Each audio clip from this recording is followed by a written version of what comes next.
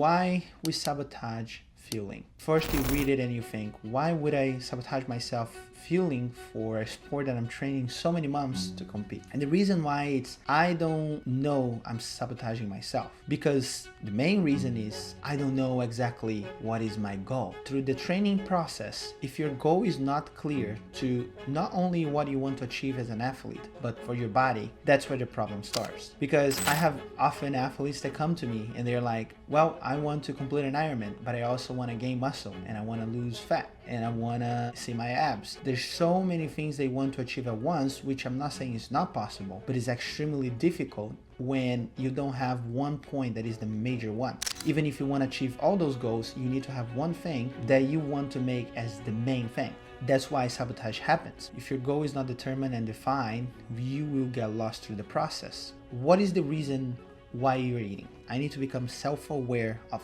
why I'm taking the decisions that I'm taking for my fueling, why I'm deciding to eat these things. The reason could be many, but if you're not self-aware why it's happening, you will not be over control. So pretty much imagine this.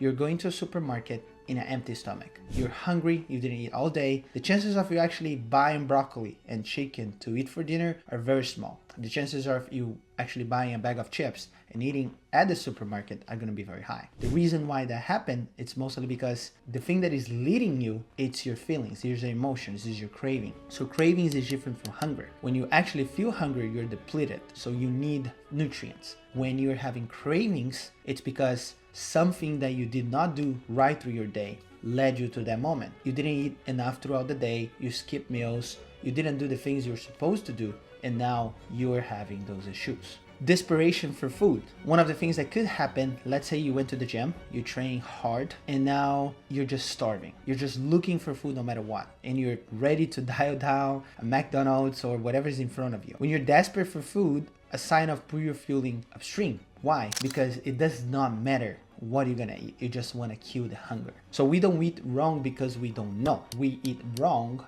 because we don't feel right.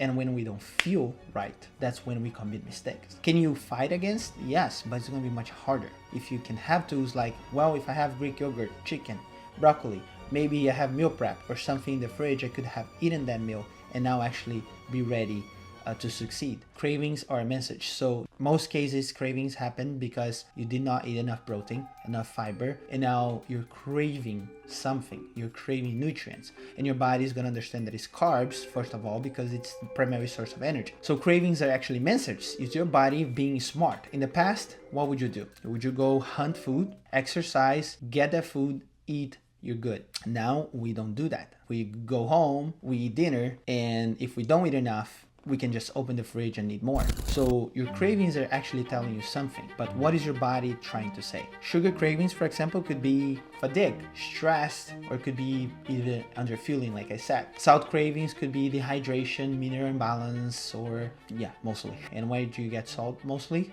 Throughout your meals that day.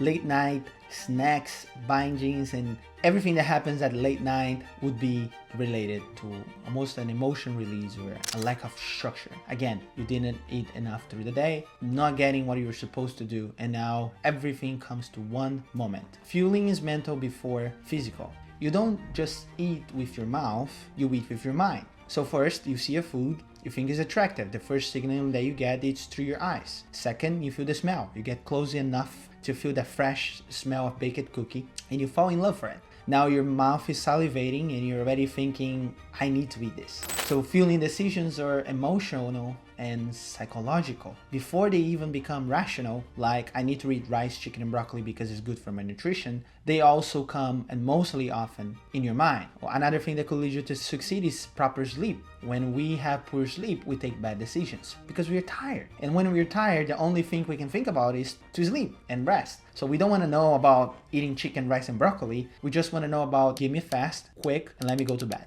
So that could lead to bad choices. So getting proper sleep can actually affect your decisions to get proper fueling. Will this meal bring me closer to my goals? First, you become self-aware. Now you're feeling. You understand what is your feeling. Second, you understand what you need to eat. And third, you understand the responsibility behind eating what you need to eat. Will this bring me closer to my goal? I'm having a craving, but I'm gonna have a craving pretty much every day if I'm training for an Ironman, because I'm gonna experience things that I never did before. And every week I'm gonna be hungry and hungry and hungry. So I'm just gonna be out of control every single day and every single week? No, I'm gonna go back to control, gonna become self-aware, and I'm gonna actually make smart choices. I need to eat to perform. I need to eat to do good, to go faster. Fueling routines. Let me establish routines. Let me establish the days that I actually, have larger, stronger swim, bike rides and swim sessions. Let me establish those days that I'm actually gonna go for a restaurant after. So you're planning, scaling step by step of your routine. Even if you don't have exactly what the meal you're gonna eat, you have backup systems guiding you to where you need to go. Same meals, so a couple tips that you could do for that. Like for me, I eat pretty much the same meals most of the week. So I have variations. So like, for example, rice, broccoli, and chicken, and I vary between those three. So instead of broccoli, I eat spinach sometimes. Instead of chicken, I eat ground beef and fish, like tuna.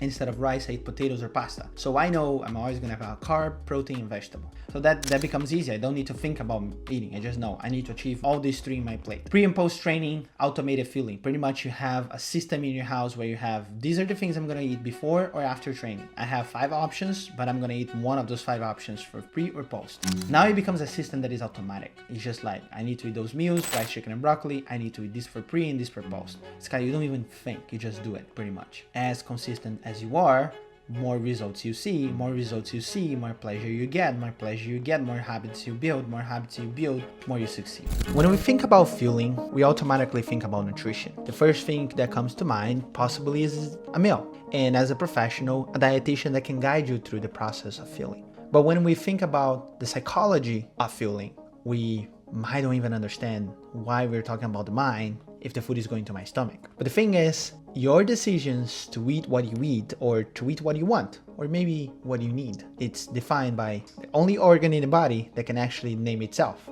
the brain. So the question is, are you going to take decisions to lead yourself to feel better, to perform, that are logic, or are you going to let your emotions guide you through that process?